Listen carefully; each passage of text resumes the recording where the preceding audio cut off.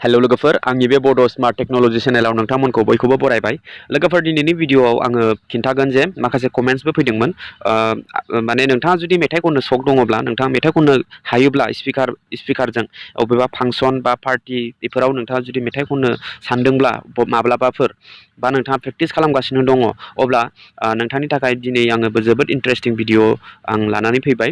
आङो बे भिडिअ'आव आं खिन्थागोन जे नोंथाङा बबेबा मोनसे संसनि जिखुनु मेथाइनि बेकग्राउन्डखौ माबोरैहाय बरनगोन, भकेलखौ खोमोरनानै बेकग्राउन्डखौल' माबोरैहाय बरनगोन जेराव नोंथाङा नोंथांनि आवाजजों बै बेकग्राउन्ड मिउजिकजों मेचिं जानाय नोंथाङा खननो हागोन आरो गोसोबायदि अरिजिनेल सिंगारनि भकेला गोमोरगोन आरो बाट नोंथाङा अरिजिनेल सिंगारनि भकेलखौबो नोंथाङा अनलि भकेलखौल' नांगौ ओमफ्राय बेकग्राउन्ड मिउजिकखौ नाङा, बेबो नोंथांनि अपसन। बेयाव आङो खिन्थागोन जे मोननै टाइपनि भकेलखौ बेलेग आरो बेकग्राउन्ड मिउजिकखौ बेलेग खालामनानै आं नोंथांनो खिन्थागोन आरो दिनैनि भिडिअ'आव।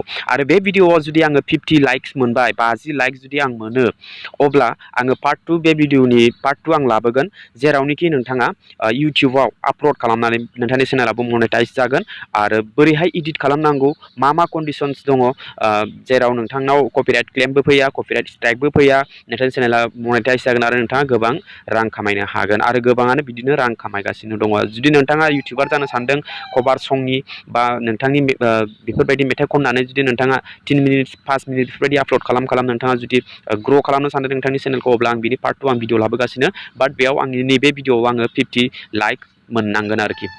आरो दिनैनि भिडिअआ इउटुबाव हगारनायनि थाखाय नङा, बियो जास्ट नोंथाङा अफलाइन बहाबा फांसनाव खननाय बा बहाबा माने पार्टि जानायाव खननाय बा बबेबा माबा सोरनिबा जेनेबा हाबा हुखाफ्राव खननायनि थाखायल' अनलि नोंथाङा स्पिकारजों गोसोबायदि नोंथांनि ट्रेकखौ दामनानै नोंथाङा खननो हागोन आरो मिलायनानै। अके, नोंथाङा जुदि गोबाङानो बेफोरबायदि खननो गोरों दङ, दानिया आं खिन्थानोसै जे नोंथाङा बेकग्राउन्ड मिउजिकखौ ट्रेकखौ माबोरैहाय बरनगोन। अके, बिनि थाखाय आङो भिडिअखौ फार्स्टनिफ्राय लानानै जोबजासिम नायलांदो लोगोफोर।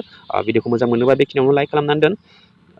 दानिया क्रम ब्राउजारखौ आं अपेन खालामबाय। क्रम ब्राउजारखौ अपेन खालामनानै आङो आं बेहाय गुगोल क्रमाव आङो फैबाय। गुगोल क्रमाव फैनानै आङो सार्च बाराव आङो टाइप खालामगोन भकेल रिमुभार। अके, बेयाव भकेल रिमुभार टाइप खालामदो। खालामनायनि लोगो लोगो बेफोरबायदि इन्टारफेस फैगोन। फार्स्टआवनो दङ भकेल रिमुभार। अके, बेयाव क्लिक खालामदो। बेयाव क्लिक खालामनाय लोगो लोगो बिनि वेबसाइटआ बेयाव गेवबाय। अके लोगोफोर, बेयाव गेवनाय लोगो लोगो दानिया नोंथाङा मा खालामनांगोन, ब्राउज माय फाइल्सआव नोंथाङा क्लिक खालामनांगोन। बेहाय क्लिक खालामदो। खालामनानै नोंथाङा फाइल्सखौ सिलेक्ट खालामदो। फाइल्सआव बबे संसखौ नोंथाङा भकेलखौ खोमोरनो सानदों। अके, अब्ला आङो बेयाव मोनसे संस आङो लानि। बेयाव गोसोआव ला लोगोफोर, बाराद्राय गोलाव संस जेनेबा 7 मिनिटनि गोजौखौ बेयाव कभार खालामा, 5 मिनिट्स मिनिमाम 6 मिनिट्स। अके, बिनि संसफोरखौ नोंथाङा बेयाव भकेलखौ रिमुभ खालामनो हागोन आरोखि। होमबा आङो बेयाव मोनसे संस आङो लाबाय, बे माहि होननाय मोनसे हिन्दी संसखौ आं बेयाव सेलेक्ट खालामबाय। सेलेक्ट खालामनाय लोगो लोगो बियो बेफोरबायदि जाफैबाय। बेयाव 100% जानांगोन। बियो 100% जानायनि उनाव बियो प्रसेसिं जागोन। प्रसेसिं जानायनि उनाव नोंथांनि बिनि टाइटेल ट्रेकआ नोंथांनि गेलारियाव सेभ जाहैगोन आरो नोंथाङा बेखौ ट्राइ खालाम।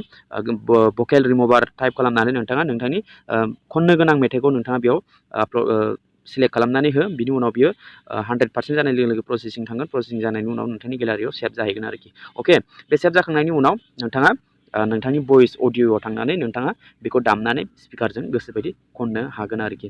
ओमफ्राय नोंथाङा नोंथांनि मेम'रियाव थाग्रोनांगोन जे नोंथाङा मा मेथाइखौ खननो। अके, आरो जुदि नोंथाङा बहाबा इउटुबनि भिडिअसफोरनि मेथाइफोरखौ खननो लुगैदोंब्ला नोंथाङा इउटुबनि भिडिअखौ डाउनलड खालामदो। ओमफ्राय डाउनलड खालामनानै भइसखौ रिमुभ खालामदो। ओमफ्राय बेफोरबायदि नोंथाङा गोसोबायदि नोंथांनि माबायाव मेम'रियाव सेभ खालामनानै बेफोरबायदि भकेलखौ रिमुभ खालामनानै लानो हागोन आरोखि। खिन्थु जानला मानला बेफोरबायदि जिखुनु मेथाइफोरखौनो बेफोरबायदि खनलाबायनानै बेफोरबायदि ट्रेक दिहुनलाबायनानै मेथाइआ भइसआ गैया होननानै जानला मानला इउटुबाव आपल'ड खालामग्रोलाबायथ'नाङा। आं बेनिखायनो बुंदों बिनि पार्ट 2 भिडिअ लाबोगोन, जाय भिडिअआव आङो माबोरैहाय इडिट खालामनांगौ, माबोरैहाय शुट खालामनांगौ आरो माबोरैहाय इउटुबाव हगारनायनि सिगां नोंथाङा मा ध्यान होनांगोन, बेफोरखौ आङो कन्डिशन्सफोरखौ आङो खिन्थागोन एबा लाबोगोन आरो नेक्स्ट भिडिअआव। अके, बेयाव आङो 50 लाइक्स नांगौ। बेयाव 50 लाइक्स मोनबासो आङो बिनि पार्ट 2 भिडिअखौ लाबोगोन। अके लोगोफोर, अब्ला भिडिअखौ मोजां मोनदोंबा लाइक खालामदो आरो चेनेलाव फार्स्ट टाइम एबा चेनेलखौ साबस्क्राइब खालामनानै बेलनि अल नटिफिकेसनखौ अन खालामनानै होदो। अके, दानिया बे 100% जासिगोन। जानायनि उनाव नोंथाङा अभियासलि खोनानो मोनगोन, आं ससे दामना होगोन, बेयो 100% जाबाय। बिनि उनाव आङो थांनानै खिन्थाहैनोसै जे आंनि माबा खालामनाय मेथाइआ बबे मोनसेयामोन। नैबेयाव फैबाय, डाइरेक्ट फैखाबाय बेयाव फैबाय। बेयाव फैनानै नै आं दा बेखौ प्ले खालामनि ससे।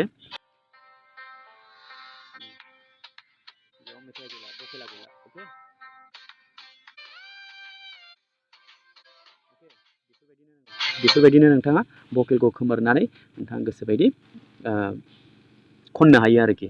अके लोगोफोर, अब्ला भिडिअआ बेखिनियावनो लोगोफोर। अब्ला लोगो मोनगोन next video. Tata bye bye and take care.